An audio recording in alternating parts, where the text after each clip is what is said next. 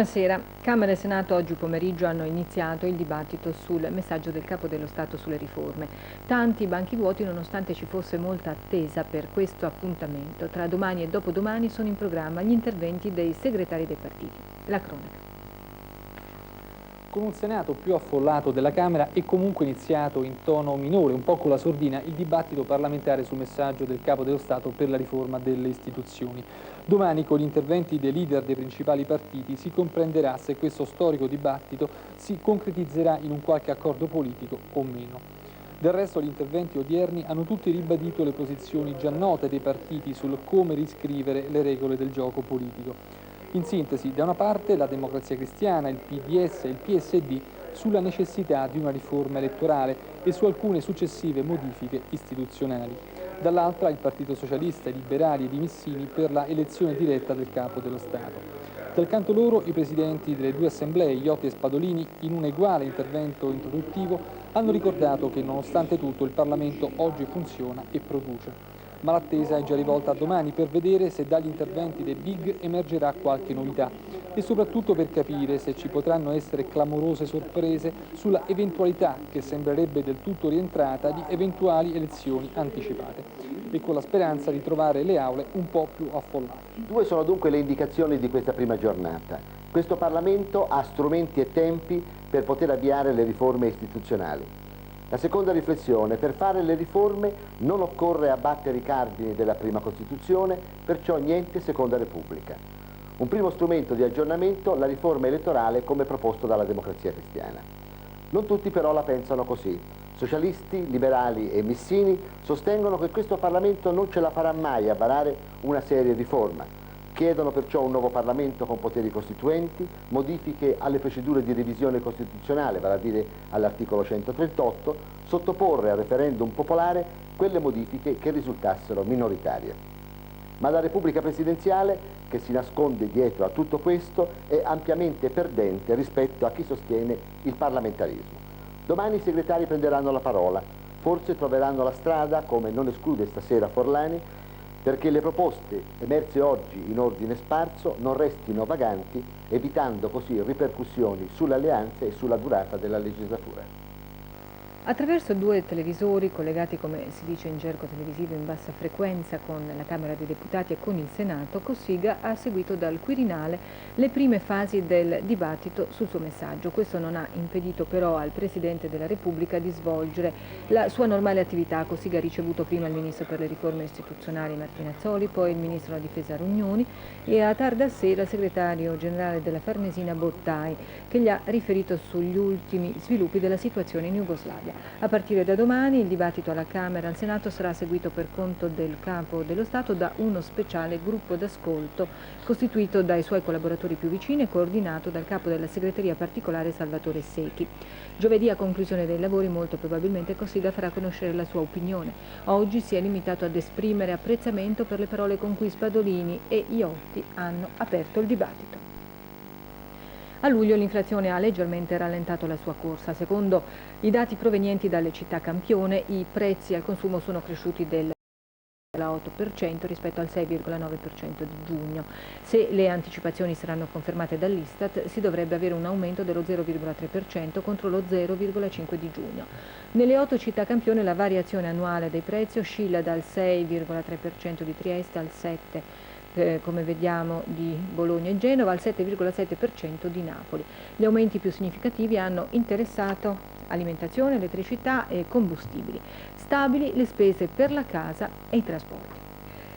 La situazione in Jugoslavia: la gente scappa dalle zone dei fronti del conflitto serbo-croato, dove ieri si è svolta una tra le battaglie più sanguinose dall'inizio di questo scontro interetnico. Estremisti serbi e croati, poliziotti e soldati si sono scontrati in una caotica carneficina che ha provocato più di 80 vittime. In Slavonia, il principale snodo ferroviario della Jugoslavia, è deserto. Un tratto di ferrovia è stato minato e i treni internazionali che normalmente vi transitano devono subire deviazioni verso l'Ungheria e l'Austria. Oggi il presidente croato Mesic ha detto di non credere che il popolo jugoslavo sia così stupido da lasciarsi trascinare in una guerra. La presidenza collegiale dovrebbe tornare a riunirsi, mentre manifestazioni pacifiste sono state organizzate a Belgrado, Sarajevo e Skopje. C'è il timore che i combattimenti della Croazia possano estendersi anche in Slovenia. È difficile prevedere gli sviluppi di questa crisi jugoslava che sembra aggravarsi di ora in ora. E mancano 2 giorni alla scadenza dell'ultimatum delle Nazioni Unite all'Iraq per far conoscere tutti i particolari del suo piano clandestino di riarmo nucleare. Nel Palazzo dell'ONU la situazione è confusa e ancora non è chiaro se Baghdad abbia adempiuto ai suoi obblighi. Il servizio. I 15 paesi del Consiglio di sicurezza delle Nazioni Unite hanno cominciato a preparare il conto da presentare a Saddam Hussein per i danni arrecati con la sua folle avventura nel Kuwait. Sarà una maratona non facile, certamente non breve, e già sono emersi contrasti su come e quanto far pagare al Rais di Baghdad. Secondo un piano elaborato dal segretario generale Pérez de Cuellar, in base alla risoluzione 687, le Nazioni Unite gestiranno un fondo di compensazione che sarà costituito da una parte percentuale del ricavato della vendita all'estero del petrolio iracheno, che secondo le stime dell'ONU nel 1993 dovrebbe essere disponibile nella quantità anteguerra, 2.850.000 barili al giorno. Il ricavato dovrebbe essere ripartito come segue: 48% per le importazioni in Iraq di generi di prima necessità e per l'industria, 22% per rimborsare i debiti con l'estero contratti dal paese prima della guerra, il restante 30% per il fondo di compensazione dell'ONU, cioè per i danni di guerra. Ed è proprio questo 30% che non soddisfa alcuni paesi della coalizione alleata, soprattutto gli Stati Uniti, che chiedono di destinare al fondo di compensazione almeno il 50% del ricavato della vendita del petrolio iracheno. Si dovrà poi stabilire chi e quanto indennizzare per i danni subiti e quantificare in dollari le devastazioni provocate all'ambiente e alle risorse naturali con l'aver incendiato più di 700 pozzi di petrolio nel Kuwait. Un conto finale che a renderlo fiscale non basterebbero la capacità e l'esperienza di tutte le guardie di finanza del mondo. Lunedì prossimo si dovrebbero conoscere i risultati sull'esame della scatola nera del DC-9 dell'Italia precipitato nel mare di Ustica 11 anni fa. Buona parte del nastro di registrazione può essere decodificato, hanno detto i tecnici inglesi, che dovranno trascrivere in grafici e tabulati elettronici gli elementi emersi. Il nastro è stato immerso in una soluzione chimica per rimuovere le incrostazioni marine che impedivano la decodificazione. Il delitto dell'olgiata. Non c'è stato alcun provvedimento giudiziario, come invece ci si aspettava in queste ore. Gli inquirenti hanno preferito continuare ad approfondire gli elementi in loro possesso prima di emettere un avviso di garanzia nei confronti del presunto assassino. Pare siano state sospese anche le ricerche intorno alla villa. I carabinieri considerano chiusa la parte di loro competenza. Nessuna ipotesi viene esclusa a questo punto, compresa quella del furto degenerato. Unica certezza è che l'omicida conosceva bene la famiglia Mattei, Filo della Torre. Alcuni testimoni sono stati riascoltati e le loro dichiarazioni messe a confronto con quelle dei figli della contessa Alberica Filo della Torre. Sinora però non è emerso quell'elemento chiave che consentirebbe di individuare con certezza il colpevole dell'omicidio. I commercianti e gli imprenditori di Capo d'Orlando in Sicilia contro il racket delle estorsioni.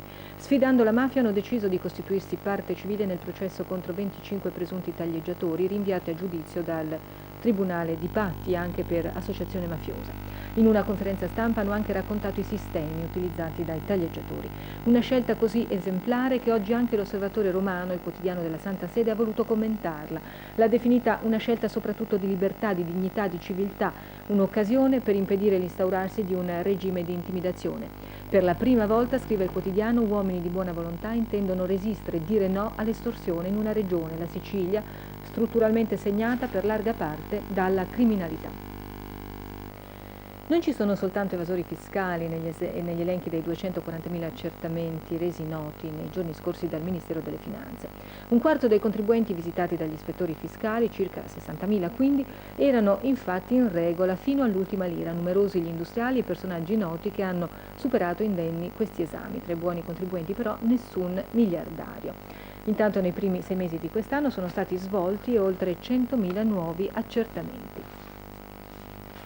Presentato a Verona il rapporto Ismea sulle tendenze del mercato agroalimentare italiano nel 1991. In sostanza è stato detto crescerà la produzione del 2,3%, ma non riuscirà ancora a soddisfare la domanda interna. Inevitabile quindi il ricorso alle importazioni e nel settore agricolo il nostro disavanzo con l'estero supererà così i 14.000 miliardi di lire. A Verona c'era anche il ministro dell'Agricoltura Giovanni Goria e l'attenzione era centrata su quanto avrebbe detto in merito alla vicenda della Federconsorzi, all'indomani della decisione del Tribunale di Roma di ammettere la procedura di concordato preventivo. Attraverso di essa la Federconsorzi si impegna in sostanza a soddisfare con la cessione dei propri beni il 100% dei propri creditori privilegiati come dipendenti e fisco e almeno il 40% di quelli annoverati tra banche e fornitori. Ed ecco cosa ne pensa il ministro Goria.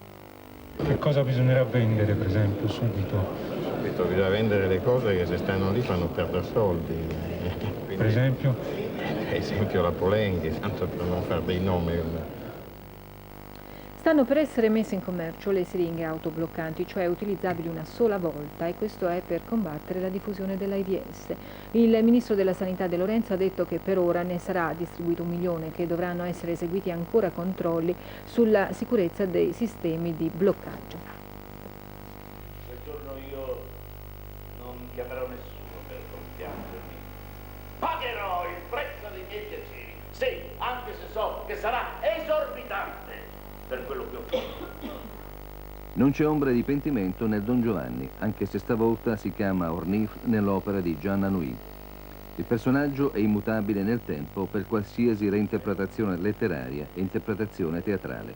A Siracusa, Raff Vallone l'ha proposto con le sue battute cariche di cinismo, di intelligenza rivolta al male, con il suo calpestare la bellezza e la purezza dei sentimenti. Non esiste la felicità per Ornif Don Giovanni. E questo giustifica il buio del suo animo, fedelmente riportato, ma è una scelta, nell'ambientazione scenica siracusana, caratterizzata da luci che lasciano in ombra personaggi che si avvicendano quasi come larve evocate dal lucido delirio del protagonista. Raff Vallone era affiancato da Elena Croce ed Anna Teresa Rossini, con Saverio Vallone, Marcella Messina e Franco Mescolini, in questa sua fatica per la regia di Salvo Bitonti, nell'ex chiesa di San Giovannello alla Giudecca, nel cuore di Ortigia, per il terzo Festival internazionale delle arti barocche. Eccoci alle previsioni del tempo. Oggi è persino caduta la neve sulle montagne dell'Alta Val di Susa e per domani si parla di un peggioramento al nord con temporali sparsi sulle Alpi, sereno sulle altre regioni, la temperatura è in diminuzione sulle regioni settentrionali. È tutto, ci rivediamo più tardi con l'edizione del TG1 della notte. Arrivederci.